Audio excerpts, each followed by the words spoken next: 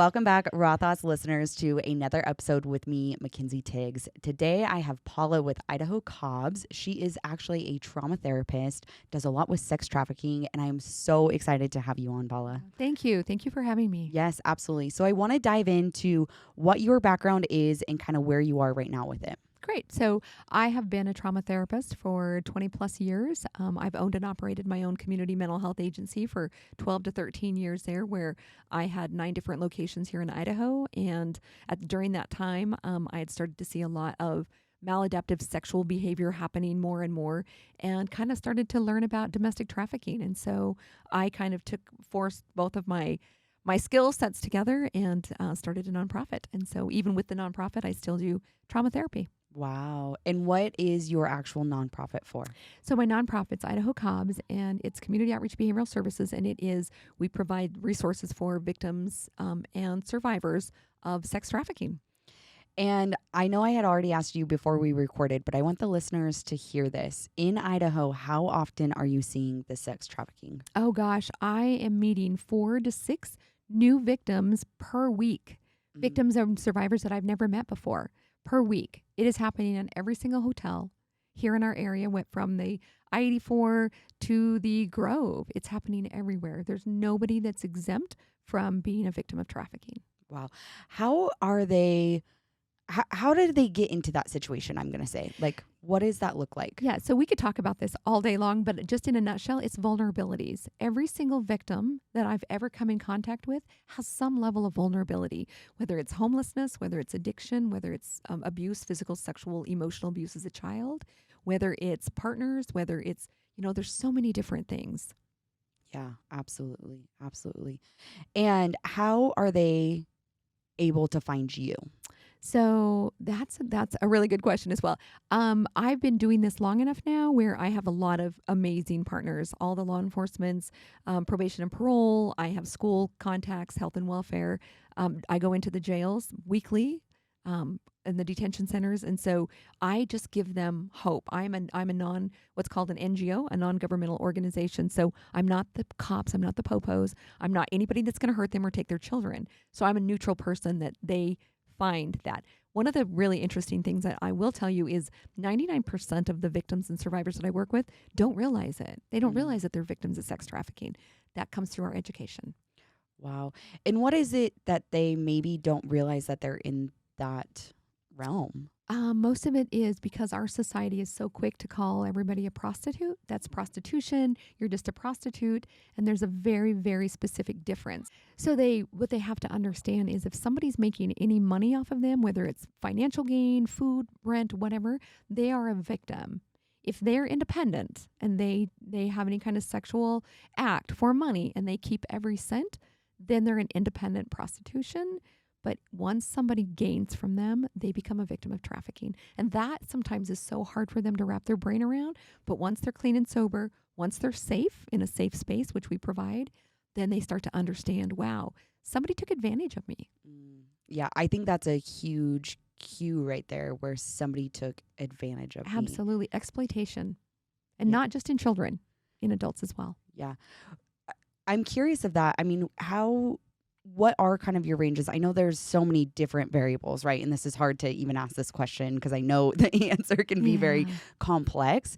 But what maybe age range are you seeing this more prevalent in? Because I think when we do think of sex trafficking, we do think of those younger children getting taken, kidnapped. Now they're in the sex ring, right? Like that's kind of a narrative that some of us already have in our brains, but like what is actually happening? So really what's happening is Idaho's #1 trafficking population is familial. We're selling our own children. We're selling our own husbands and wives. We're selling our own sibling sets. So what that looks like is we have children as young as 6, 7, 8 that we know are being trafficked, clear up until ages of 50 to 60 years old. Whoa. And all ethnicities, there's nobody exempt. They're not like when we think of trafficking, we think it's international. It is our own Idahoans selling our own Idahoans. For the most part. Sometimes we'll have some that'll come through a trafficking belt. But for the most part, we're selling our own people. Wow. That's heartbreaking to hear. Yes. And we had talked also, and I want the listeners to hear this, what you were talking about of when we don't see it, we don't have to recognize it, we don't have to acknowledge it. I That want you to kind of go into that. Yes, absolutely. That is the biggest barrier here in Idaho. If we don't see it, if we don't acknowledge it exists, then we don't have to deal with it. If we turn a blind eye, then we can act like we didn't see it, right? And so because it's such a dirty, dark secret and topic that we talk about, if I can turn my head and not acknowledge it, I don't have to be accountable. I don't have to be responsible, even if it's happening in my own backyard. Do you think it's the awareness piece, or do you think it's people that maybe know, but they don't know what to do about it? I think it's twofold. I think it's it's an awareness. And if I do know, then what am I going to do? Because Yeah. really, up until, there's a couple of organizations, not many, and there's none that do what we do. And so without Idaho Cops coming to the table, when you have victims and you have survivors, most people, even law enforcement, what do we do with them? Mhm. Right? We've ran into that so many times, which is why it's been so crucial for my relationship building with all the law enforcement, because they don't know what to do. Yeah. And I've had victims and survivors that I've met with law enforcement with them together. They've looked at them and said, you saw me day after day, but you didn't do anything. Wow. And so that was very educational for our law enforcement partners as well. Absolutely. That's actually really that's really just bold right there, right? For them to also say that, but also for our officers that sometimes don't know what to do either. And I think we hold them to such a high standard, but it's like they're humans as well. And we don't have all of those resources. Like, I think the best thing that first responders have on their side is that they're really great problem solvers. Like, Yes. I may not know what to do, but here are all of the other things. So maybe, somebody knows that they are getting trafficked. What's the next steps to coming to you? Like, how do they get that? Maybe they have the awareness, they know somebody, and then how do you come Just in? call me. Just call me. I'm always open to give my phone number out there. Everybody has my phone number. That's what I do, is just give me a call. We will hook up. I have a whole team. I have a whole crisis team that's amazing. And I'm connected to everybody else that can help get them those resources. So I will tell you that law enforcement has just moved mountains in the last few years on becoming educated on trafficking, stepping up and identifying people in each one of their departments, and then connecting with us. We have an amazing task force. And is it you going in there and teaching them this, or how are they getting that education? I think both. I've done a lot of law enforcement. I have an actual detective that I partner with. Then we go all over the state and even outside of the state and train law enforcement entities, because they need to see what the NGO, what the non-governmental organization can do. And they also need to hear it from another cop on this is how we work together to at least address it. Yeah. And I want to kind of transfer into this topic, because you doing trauma therapy, Yes. you're working around not only the victims, but you're also working around these first responders. Yes. How is that? Like, what are you seeing that these first responders, what they see, what they deal with, even just in the trafficking?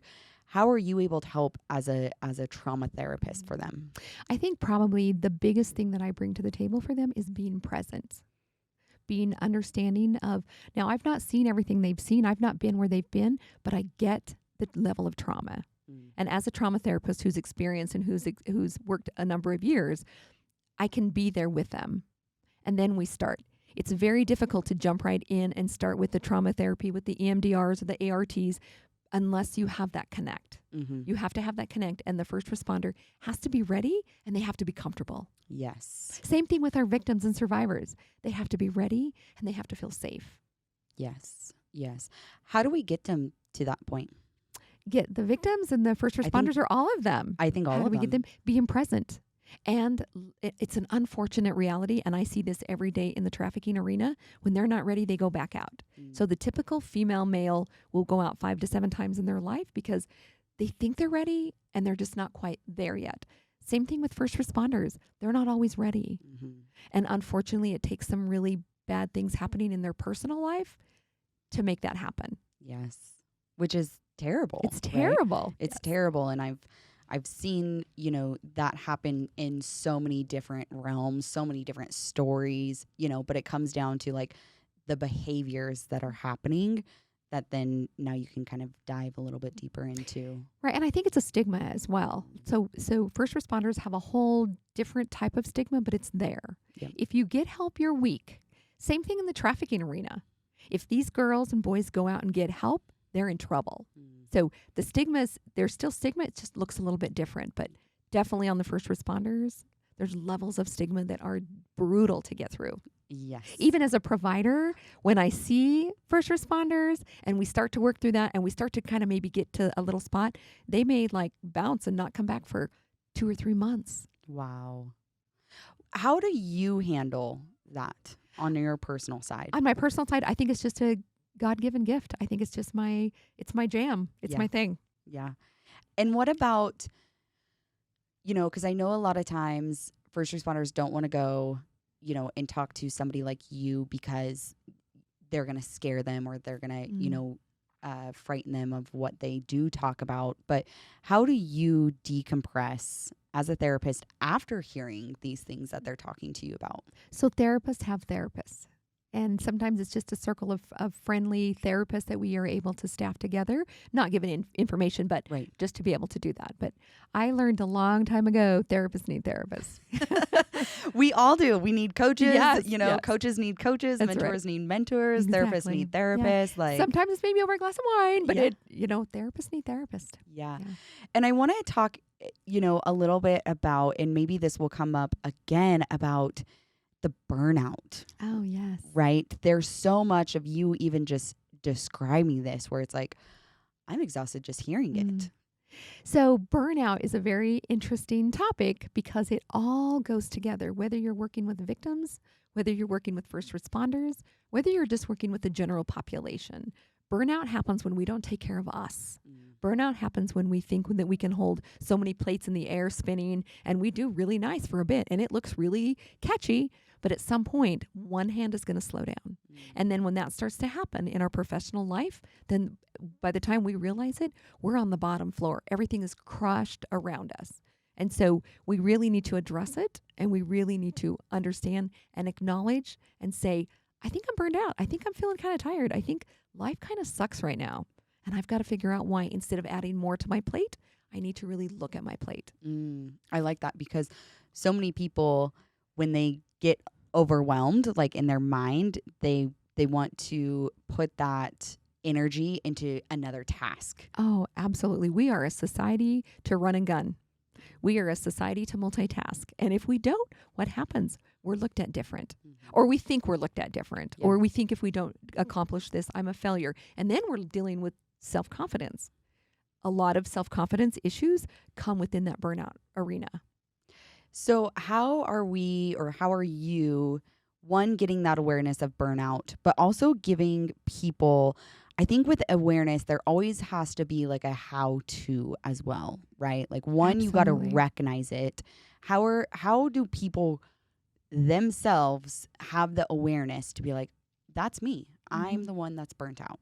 I think it's really important for us to do inventories, personal inventories, daily, weekly, monthly, whatever works for you. I'm a terrible organizer, so mine has to be monthly, but just write down everything that you do. Write down everything that you do, identify that so that and say it out loud to yourself. So your ears can hear you saying the things that you're doing. When you get to that list and you go through that list and something doesn't feel right, look at it. Look at it. It might be something hard that you may either have to give up, alter the time, or do something different. Maybe that's even increasing your self-care. But look at that list of stuff that you're doing. That's how we start to identify, oh, wow, this is a lot, right? When I only have this much time per week, per day, per hour available, and I'm trying to stick all of this in, no wonder I'm feeling tired, or no wonder I'm comfort eating, or no wonder that I've stopped exercising, or I exercise excessively, which then starts that cycle again. Yeah. And I think that's so crucial because I know for myself, and this is something I just kind of like started doing in my own mental brain, but also putting it on paper, which I think there's something so powerful of having it on paper where you can visually see it. Because if it's not, then it just kind of is a thought. Then we get busy with something else, right? And then it's kind of out. But kind of like what is giving me energy and what is sucking out my energy. And just putting them into those two categories can really help you understand, like you're talking about that inventory list, right? It's like, Yes. what is actually fueling me and what is draining me? Mm. And that right there, you can see, okay, well, like you said, maybe I need to change my time on this, or maybe That's I need to right. give this up. Yeah. And I know I recently did that with working on the ambulance, actually. I was like, I felt guilty. We're really short staffed. I was giving more time. And finally, I was like, the podcast is, kind of lacking. My personal life is lacking. I'm trying to do too many things. Where do my gifts lie? Right. And these are all really hard conversations to have with yourself. Absolutely. I like the idea of putting it on paper, because I'm a big person. I'm a big advocate for using all of our senses. So when we're doing trauma therapy and trauma care, even in our own self-care, use your senses, use your smell, use your taste, use your touch, use your hearing, use it all. Excuse me. Sorry. Because it's very important, because that is what holds in our body. That is what's so important to then identify, what do we need to sacrifice? Life is about sacrifice. I mean, we all sacrifice every day, something. Yeah, absolutely.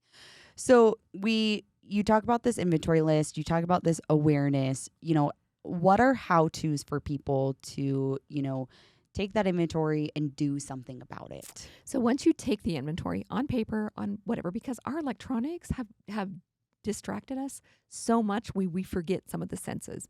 But once you're to that point, then look at what you're willing to do. Like, okay, so I see I've got 12 things on my list. I seriously can only do 8. So at that point, I have to decide which 4 I need to sacrifice. And then I need to add something else in there. Do I need to add in that time frame self-care? Something positive? Maybe something that I like to do, which is all self-care, but people don't understand that. They think self-care's got to be a massage. It's got to be, therapy. It's got to be all these different things, when sometimes it's just, what do I like to do? Yeah. Do I like to take a hot bath? Do I like to go for a walk? But it has to be in that space. You have to make sure that you replace that, because then your inventory list is going to be fuller of good stuff. Yes. Versus the tiring stuff that makes us tired, that makes us grumpy, that makes us salty, all of those different things. Yeah, absolutely. And I love you talking about this, because to me, this is all a realm of your mental health. Absolutely. It is all in the mental health. And our mental and physical health go hand in hand. They are intertwined in our body. You can't do one without the other. You can't have poor mental health and have good body. It just doesn't work that way. You can't have poor body and good mental health. You've got to have them very connected. Yeah. And you talked about too, like, how simple self-care can be. Yes, it can be simple. However, when we have our plate full, think about all those plates spinning in the air. To stop and take a bath seems impossible. To stop and take my dog for a walk seems impossible, because what's going to happen if I stop? I'm going to drop a plate. And then when one plate stops or drops, it's just a matter of time before they all come down. So then that reverts to back thinking of that one simple little self-care it's not going to happen. Yeah. Yeah.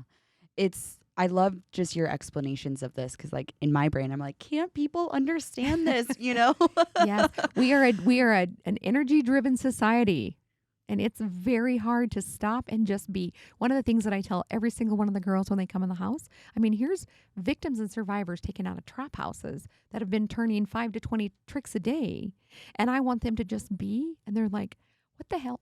You're good. What the heck? What is going on here? You want me to just be?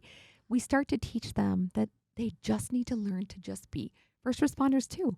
How many first responders do you know that can just be? Oh, right? Very minimal. Very minimal. Because I already know what they do is they sit in their room, and so many of them have explained this as well. When it is to be, it means to pause, right? And just be there. Which then what happens, right? Their minds just continue to go and go and go and go. And our brains are so hardwired for negativity that's what they default to. Right. They need to learn some good grounding techniques. Grounding is amazing with burnout, because we do that. We all do that, whether it's first responders and our victims and survivors, because if they sit and be, what are they thinking of? I have to think about all those men that touched me and all those men that do. And they've told me that. All the information we have are from our victims. And so we teach them grounding techniques. Do some with your fingers, grab a rock, put it in your hand, put it in your mouth if you need to, because you're using those senses. And the more senses that you use on the outside of your body, the less your hamster wheel is going to keep running. Because the hamster's got to get off to think about all these other things you're doing. Yes. And it's simple, but it's so difficult in a very busy brain. Yeah. And I think people have just not been taught that, the intentionality behind it. Absolutely. Where it's like, what do you mean ground myself, you know? And it's like our five senses are so critical. And it also, I think when you say to be, in my mind, it really means to be present. Yes. And to be present in the now means that we are touching something, we are smelling something. That's tasting. Tasting. That's how you stop that loop going in your brain, which is that hamster on the wheel, right? You get them off, you stop it. That's right. And then now you're cognizant and being like, oh, what am I thinking? What am I grateful for today? Right. Another big thing with burnout is we need to do more positive affirmations. When that hamster gets off the wheel and when I have those rocks in my hands or the oil or whatever, I love smell, I love oil, then what? Right? Okay, I need to think of not all the terrible things that I've experienced today, but hey, this is pretty good. I can smell this good air. I can taste something. I am a good person. A very, very difficult statement for 99.9% of our population, our community, right? Because we're so caught up on the negative stuff. And when you're a first responder and you see the negative stuff every day, I mean, y'all should have like a little training in your academies to go, let me look at the positive stuff because I have amazing gifts that I'm giving this community. Yes. And myself. I'm giving myself some really good gifts. Yeah. And I love you saying that because that's where my passion I'm finding, right? When I was able to stop some of my plates spinning is like, that is my gift. Like having that experience, being in the field. This is, you know, and we talked about it, like, this is why I'm stepping into the life coaching of first responders because I understand what it's like in your brain, in your mind, in your partners. But it's that gratitude piece where it can be so simple. And I think we get a lot of humans, I don't think this is a title by any means. I think we get very salty and very bitter at like, we need something in return for what we're giving. Yes, 100%. And it goes right back to that simple thing. When you give a gift, there should be no expectation. You give the gift and you let it go. I mean, we teach children and adults that all the time. When they go, oh, I gave that person something and this is what they did with it. My response to them is, then you didn't give them a gift, right? Because a gift is unconditional. You give it, you let it go, and there's no expectations. Same thing with ourselves. Same thing with ourselves when we're out there in the world, in the working world. It goes so hand in hand with burnout because we hold on to all those expectations. That becomes pretty heavy. Yeah. Do you think expectations can also kind of speed up the burnout because we are expecting to be at a certain place at an age or, you know, within our companies? Well, and when we have those adrenaline rushes and we have all that cortisol, I mean, it's bad to have it all the time, right? And first responders have it all the time. And so when they have a crash down, they're really down because their cortisol goes back to normal like everybody else's. But their expectations are, oh, no, wait, I got to go back up. And so they spend a lot of time up. Same thing with victims of sex trafficking. Their survival mechanism is it's always fight or flight, always fight or flight. Same thing with first responders, always fight or flight. What about people that have corporate jobs? Maybe not this so high intensity careers, but where do you see their expectations and their burnouts with it as well? So I think that is same level, but on a different arena because they have probably hundreds of people underneath them that are expected to perform, right? They're expected for some type of level of productivity. And when they don't, even at the higher corporate, they have somebody to answer to. When you have somebody to answer to, you always have that expectation. Somebody always wants something from you. And on a corporate level, it's hard to be friends with people underneath you. It's hard. I mean, those layers go down, and pretty soon you feel lots of isolation and lots of aloneness. You can come out and present as, look at me, look at me, look at this is who I am. But the inner side is very lonely.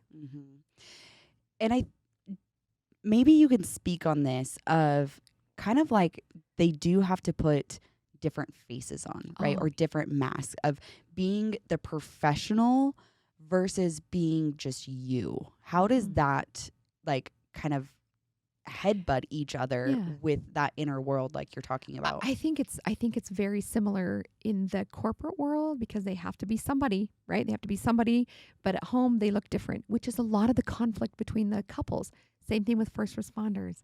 They have to perform here, and when they get home, they have a typical significant other per se, and the same thing. Even in the trafficking arena, they have to perform, but when they're done, the trafficker expects something different. And so even up at the corporate level, that's very difficult because there you have those cortisol highs and you have the lows, and you have the highs and you have the lows, and you have all that expectation. And when you don't connect the body and the mind together in those situations, it becomes very, very conflictual, very volatile. Hence why you see a lot of volatile behavior in high corporate end, high first responder end, trafficking arena. Yeah. How is it that you can bring those two things closer together and in being more themselves at the job and at home, so they don't have to kind of like flip the switch to what they're going to be expected Right. of? So one of those is trauma therapy, and through that is vulnerability. We have to, each person, whether we are on the first responder or the significant other, corporate executive or the significant other, is we have to understand and get them to a place where they recognize their own vulnerability. But we don't want to be vulnerable, right? Because if we're vulnerable, what that means, we're weak. So we have to have them identify that and accept it and be present there. And then we get to do the work. Yeah. And I love teaching. I mean, in a lot of my listeners, you know, that have been around for how long I've been, but my big strive is that vulnerability actually brings us connections. Absolutely. Yes. I love that Spot on. Yes, I love that you. Yes. Like I'm on the right path. Yes. I'm on the right path. We have to be vulnerable to be authentic. But the word vulnerable looks kind of yucky, and it sounds kind of yucky. If you use the verbiage authentic, then people are like, oh, okay, it's kind of a bougie word. Yeah. But when you really use the word vulnerable, which all demographics understand, everybody understands that, then we're talking. Then that makes me too raw. Yeah. It makes me too open, and it makes me susceptible for something coming in. Yep, you're right. All of those things are absolutely true. But it also opens the door to true healing. And that's where you have to go. And if they're not willing to sit in that spot for just a second, wide open, they're not going to get healed. If they stay long enough, they may end up with this other. And that's what we run into. But it is true vulnerability. I love what you're talking about right now. Like this is in my moment, you know. I'm like, I found another lady like me, you know.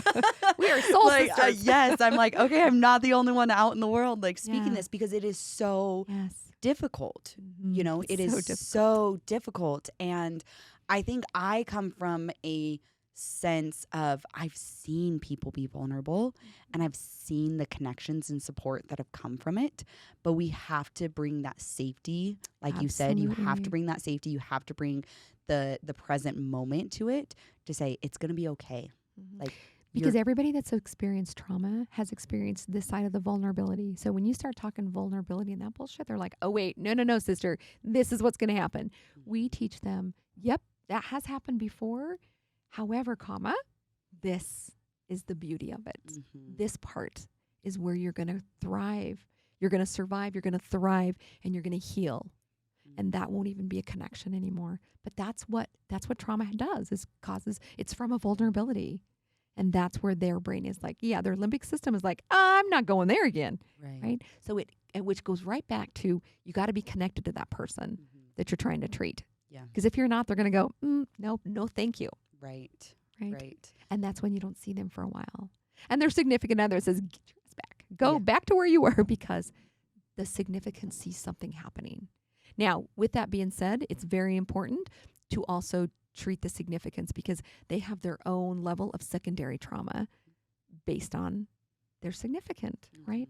And all the trauma that they come home. We call that bleeding on those who don't cut us. Oh. How often do we do that? Every day, especially if we have untreated trauma. And the bleeding can be just a little tiny cut, or it can be just a full gush. Do you see that give me maybe an example of like how we can see that within the public, maybe even somebody that we don't know, like with their behaviors of them bleeding onto us.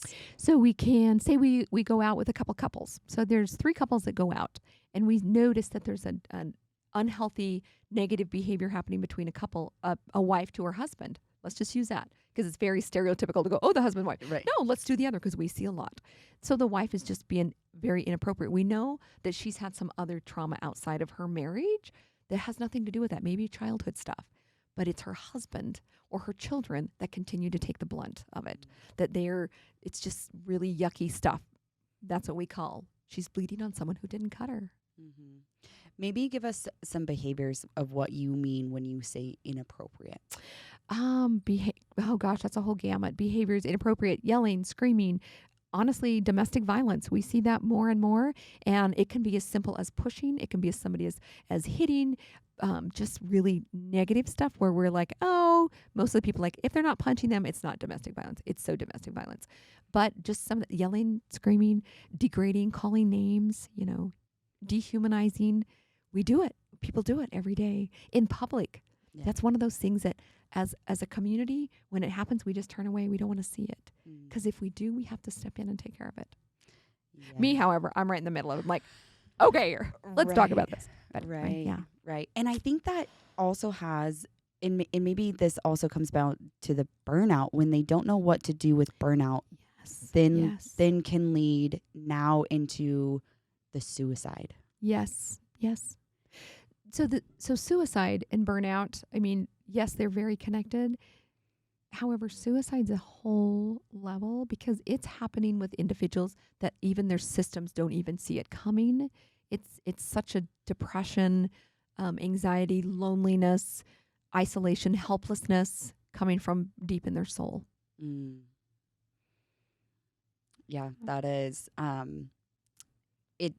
It resonates with what you said about the inner world of the corporate, right? Yes, When there is that inner world, like your inner world is your soul. And I think I had actually made this post on LinkedIn the other day that said, you may not be killing yourself, or you may not want to kill yourself, but you're killing your soul. Absolutely. We see it in first responders too, a lot. We see it in high school kids, a lot. We see it in single parents, a lot. How do you help them? Because a lot of the things that you're talking about with burnout, the tasks, I'm going to say, the how-tos, how can those also maybe relate to these suicidal individuals? So I think it can go back to the core of taking care of yourself, because people that take their life or have attempted, because there's so many attempts that aren't completed, and so they fall in some of that same arena, is see what trauma are you not taking care of?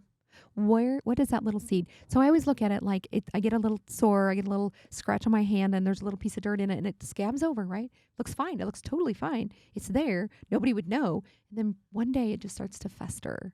Maybe turns a little white, a little bit green, and I just kind of brush it off, and it'll go away. But it doesn't ever stop until what? Until I get in and clean that piece of dirt out. And it might be a scar, but it's going to be a healthy scar because I survived it. I cleaned it up. I took care of what I needed to. We don't take care of our trauma. We need to get in there. We need to take care of it. We need to clean that little piece of dirt out wherever it is in our body, because our body does keep every single day of our life, good, bad, and indifferent. Yeah. And I want you to maybe, especially being a trauma therapist, and this is the realm over all humans, explain to us a little bit in your clinical aspect of what a trauma can be. Oh, I know great. so many people are like, oh, well, mine's not as bad as theirs, and so it doesn't matter. Perfect. That's a great question. So I describe to have a traumatic event, okay? It can look so different. It doesn't have to be a world, global, anything. It doesn't have to be your house burning down. It could be simple as you and I walking outside. We walk outside and we see a car wreck. And I go, oh, it's a car wreck. Gosh, I hope everybody's okay. And I go about my day. And you go, oh, it's a car wreck. And you might start to experience maybe a little eating issue, maybe some dreams, maybe not wanting to cross the road and not realizing you've just experienced a traumatic event. It's how our eyes and our senses react to what we see. Does that make sense? Yeah. So it's the same, you and I see the same thing, But your body, your soul, your mindset looked at it different. Because of all your past life. Or just because of where you are, just how it resonated in your eyes. Our eyes are the gateway to our soul, right? How your eyes, what you heard, what you smelled, what you could have felt in that moment. And I'm like, oh, I saw it. And then I kept going. For whatever reason, my eyes didn't pick up on that. Same thing in a family system. We can have a domestic issue, right? One of the kids, they're all going to be affected. And the levels of that trauma are so different on how their eyes seen it. You can have 5 kids raised in a home. Nothing happened. Everything was the same. And when those 5 kids are raised, potentially some of those kids are going to go, oh, this was traumatic for me. This really bothered me. Whatever reason, their eyes saw it different. Same thing in community events. Same thing in, 2 women can have a fight. One can go, oh, this was very traumatic for me. One could go, well, okay, I'm going to dust off and go. It's just how our eyes and our ears and our senses pick up on any event. And it is trauma. And you're right. People minimize it every day. Oh, it's not that bad. Oh, it's not. Oh, look, I was raised. I'm a successful adult. But they don't realize that what they watched as a child affects how they parent. Yes. And that inner stuff and that little piece of dirt that's still in that wound that needs to be cleaned out because their life could be so much better. Yeah. Yeah. Now, with trauma also we talk about, and even just life, is we talk about how we process things. What does that actually mean on a clinical side? Oh gosh, that in itself is a very large gamut. How we process it means, do we talk about it? Do we talk about it with a therapist? Do we talk about it with a friend? Do we talk to ourselves about it? Do we write? I love journaling.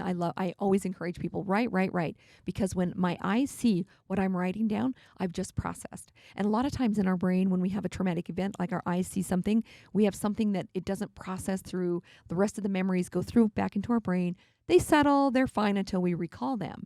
But traumatic events get stuck and they're stuck there. And they just kind of like keep beating on that spot to be able to go back and just settle, but they don't. With processing, whether it's verbal processing, hearing, talking, writing, whatever that looks like, we allow and we soften up that veil, per se, for those memories to go back in and take care of it and be where they're supposed to be. Yeah.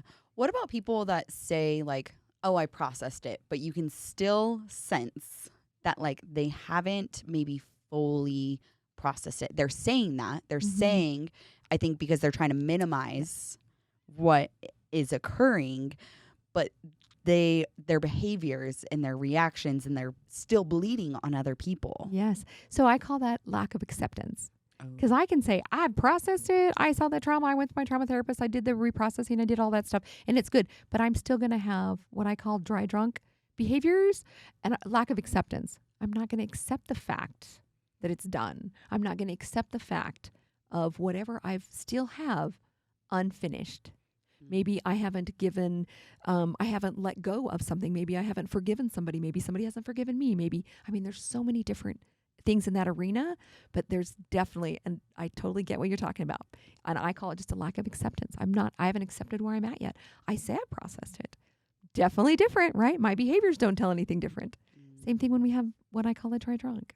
Yeah. Still the same behaviors of an addict, but I'm just not putting that substance in my body. I still have the negative outrages. I still have the this and that and the other. I'm still socially struggling. I'm still all that stuff, but I'm just not intaking that substance. Wow. I've never heard that, but that I already my mind's like, oh my gosh, how many other people, right? I'm like, wow, yeah. Am I doing that? No, it's, yeah. That also brings me to the point of like that self-awareness, right? I think the acceptance and self-awareness are so key in these moments. Exactly. And then that's when the next step happens. That's when the final step happens, is when we become truly self-aware, because we don't always want to see our negative behaviors, right? When we become self-aware, the rest of the doors open, right? We start to have new relationships that we didn't have because, well, we're not being a bitch, or we're not, whatever, right? Yeah. We're not being that negative person. We've processed it. We've decided we better accept it because it's not going to change. But now I need to look inside. Now I need to be self-aware. Hey, wait a minute. Maybe I do need to change my behavior. Maybe it's okay to say hi to Sammy down the street when I've not said anything because I've just been in this yucky funk, right? Yeah. I love that because so many times, people are like, oh, well, I don't want to, reach out to them or talk to them because they haven't answered my last 5 phone calls, and that I think comes also back to that, like, well, if you're just giving if you're just giving your time to them, if you're just giving them your presence, then like you don't have to expect a phone call back. Right. Exactly.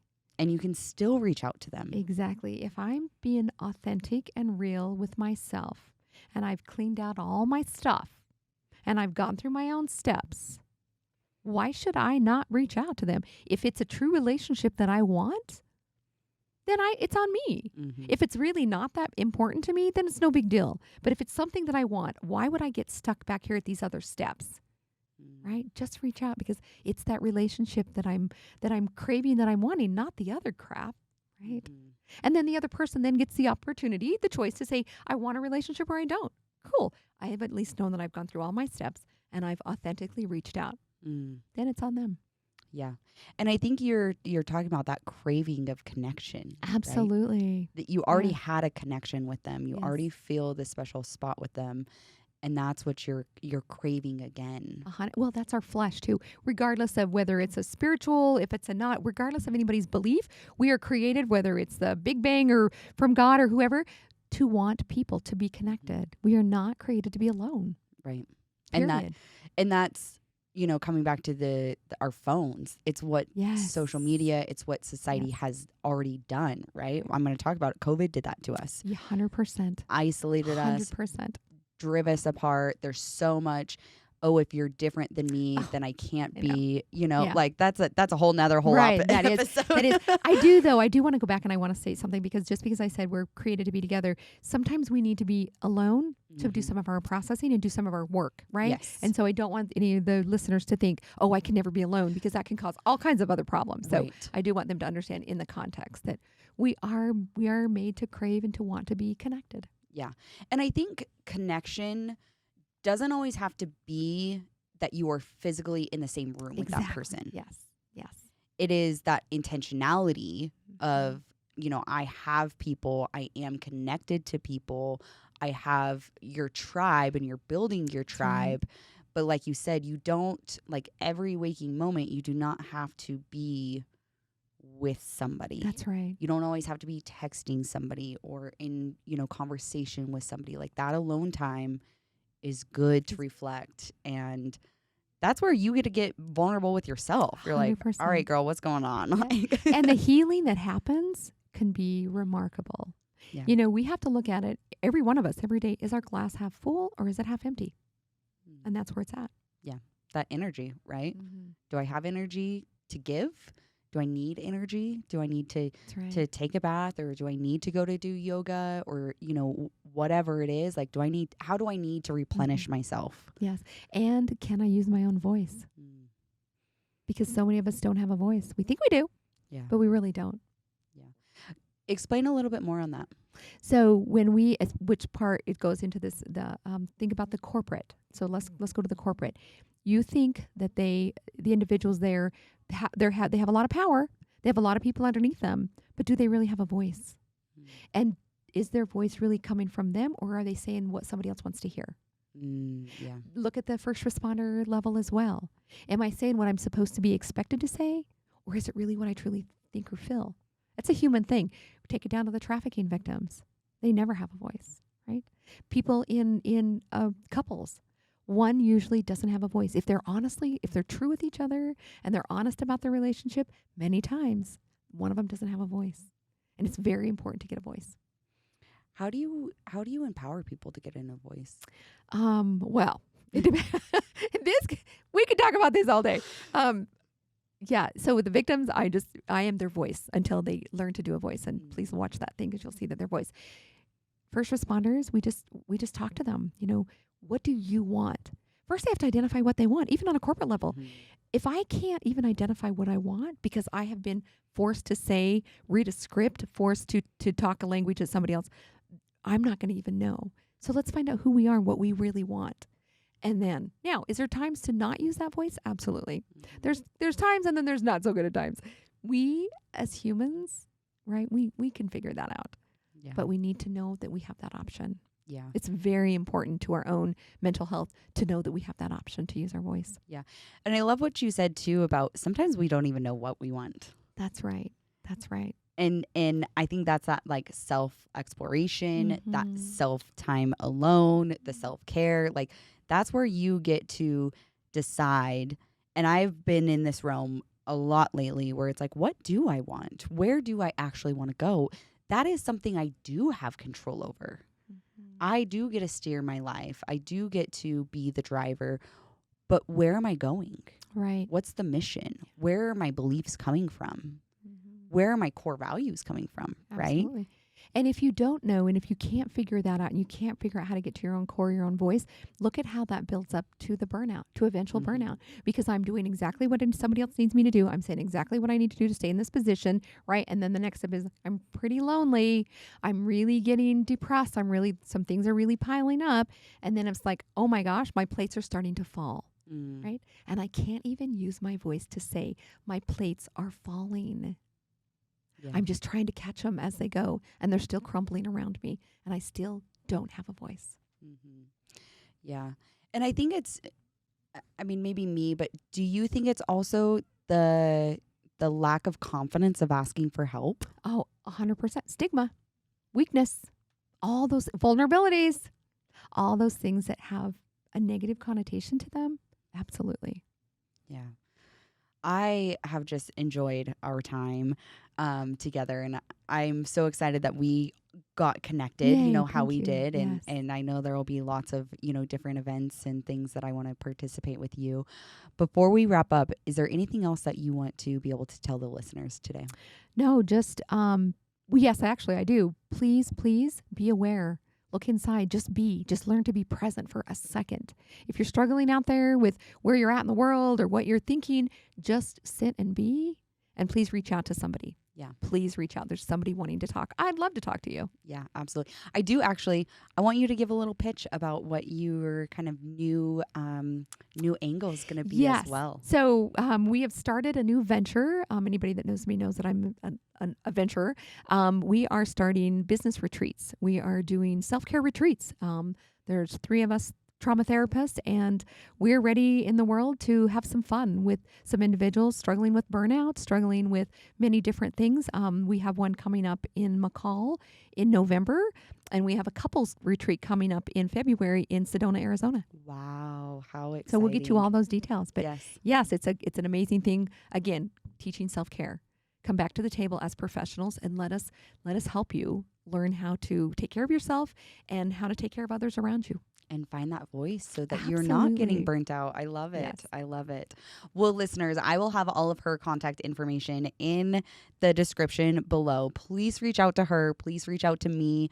I'm also going to pitch, if you are a first responder looking for that safe place to talk about the things, help process. I'm not a counselor. I am not a therapist, but I am stepping into the realm of coaching. I've experienced it. I have been out in the field, and it is really my journey to be able to help you find your voice as well. So please get all of the information in the show notes. Thank you for listening, and I will talk to you guys again. Bye, guys. Thank you again for listening to another episode of Raw Thoughts Podcast. I'd appreciate it if you could follow, like, subscribe, and share with anybody that you think would be interested in this. You could also head over to my website at rawthoughtspodcast.com and see any other guests that have been on the episodes. You could also go over to Instagram and follow at rawthoughts.podcast. I would really appreciate it, and always send me a message if you're interested in being a guest or any feedback.